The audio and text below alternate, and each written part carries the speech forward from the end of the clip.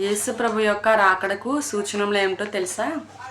యుద్ధముల గురించి, యుద్ధ సమార్చనల గురించి మీరు తెలుసుకుందరు. కాబట్టి మీరు కలవరపడకుండా ఉండుడని వాక్యంలో సెలవిచ్చిన రీతిగా మరి ప్రజెంట్ చాలా దారుణమైన పరిస్థితులు ఏర్పడ్డాయి. బెహ్రాన్ కానీ, ఖత్తర్, కువైట్, దుబాయ్లోని చాలా దారుణమైన పరిస్థితులు ఉన్నాయి. బాంబుల దాడులకి మన ఇండియా వాళ్ళందరూ కూడా తమ ప్రాణాలు అరచేతిలో పెట్టుకొని చాలా భయపడుతూ ఉన్నారు. మనం వారందరి కొరకు కూడా ప్రార్థన చేస్తున్నాం.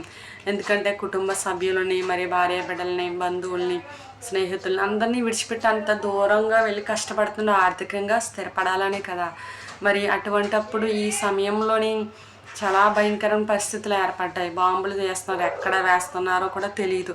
మన ఇండియన్స్ వారందరూ కూడా చాలా భయంతో, చాలా దిగులుతో భయపడుతూ ఉన్నారు. వారందరి కొరకు కూడా మనం ప్రార్థన చేద్దాం.